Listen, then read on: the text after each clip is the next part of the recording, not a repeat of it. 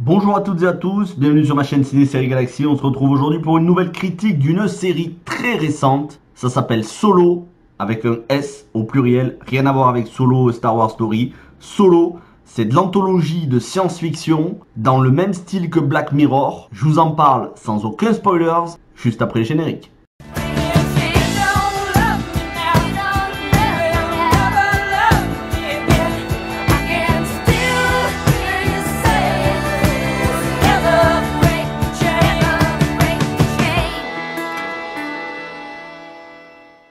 Alors Solo, c'est une série que j'avais vu passer, mais j'avais pas trop bien compris le concept. On voyait sur l'affiche plusieurs cases avec différents personnages, des grosses stars, hein, Anna Thaoué, Morgan Freeman, Helen Mirren, et ça m'avait pas attiré au premier abord. Et bon, comme j'ai Amazon Prime, à un moment donné, je m'ennuyais, j'ai mis Amazon Prime, j'ai maté ça, j'ai regardé le premier épisode, et en fait, c'est vraiment super passionnant.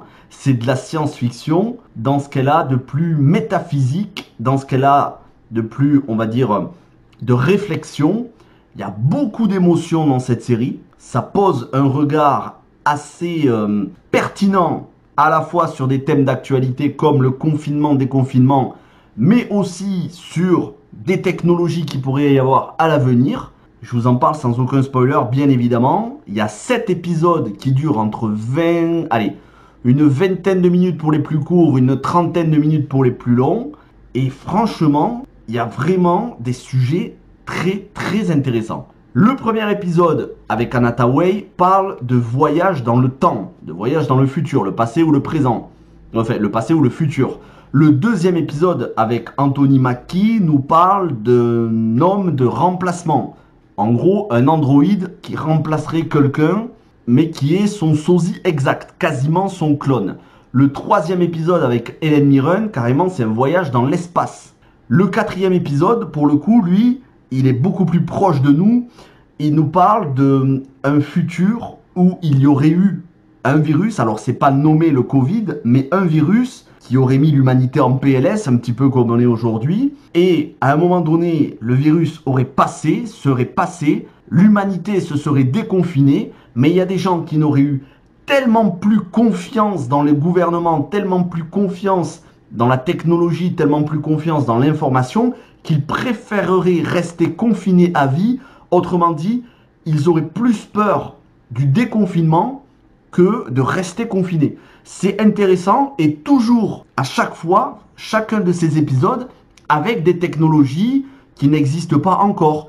Des téléphones portables avec du verre transparent c'est même plus tactile à ce niveau-là, c'est carrément holographique. Des androïdes domestiques, des assistants personnels dans la maison qui vous disent quoi faire, mais des intelligences artificielles, hein.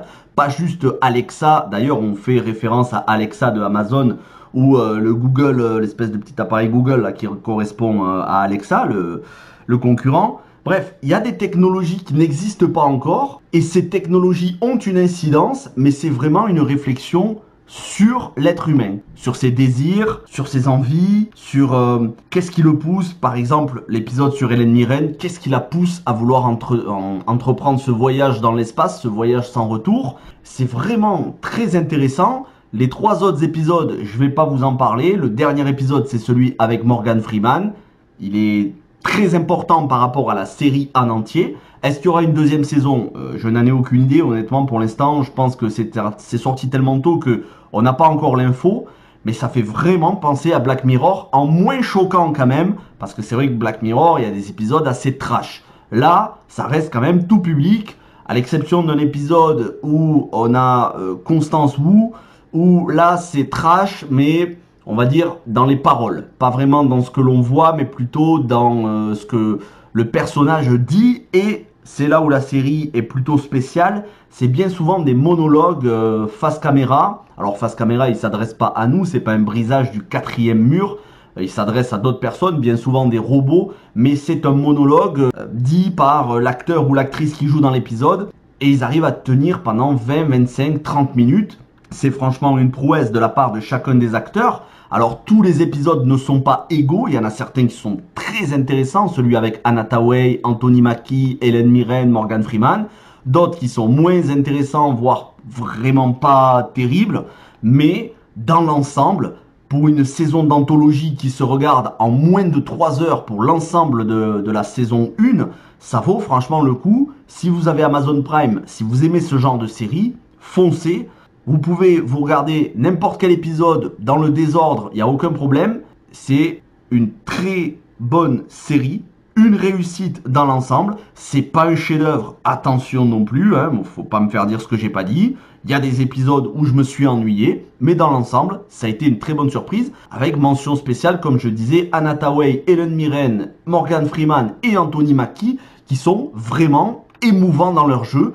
On est sur un haut niveau d'interprétation. Vraiment, c'est une très bonne surprise cette série. Si je devais vous recommander d'autres séries dans le même genre, bon, bien évidemment Black Mirror, qui est la référence, mais sur Amazon, vous avez Tales from the Loop, qui ressemble un petit peu, et surtout Philip K. Dick's Electric Dreams, qui a eu une seule saison, pareil, avec des épisodes anthologiques, 10 épisodes qui, pour le coup, durent entre 45 et 55 minutes, où là, on est encore plus dans la science-fiction, puisque, comme le dit le titre, c'est Philip K. Dick, Electric Dreams. Vous savez, Philip K. Dick, c'est cet auteur de science-fiction qui a inspiré bon nombre d'auteurs, dont les scénaristes pour Blade Runner, puisque Blade Runner se base sur les androïdes rêvent-ils de moutons électriques, un des romans de Philip K. Dick. Bref, voilà, vous avez ces séries-là, Black Mirror, Tales from the Loop, Philip K. Dick's Electric Dream, qui ressemble un petit peu à Solo.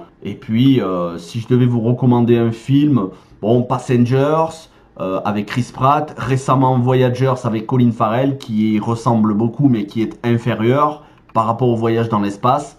Mais vraiment, on est sur ce genre de série qui nous mettent dans un avenir pas trop lointain non plus, hein, assez proche, mais où il y a quand même des différences, et elles sont dues à la technologie et l'incidence qu'elles ont dans notre vie.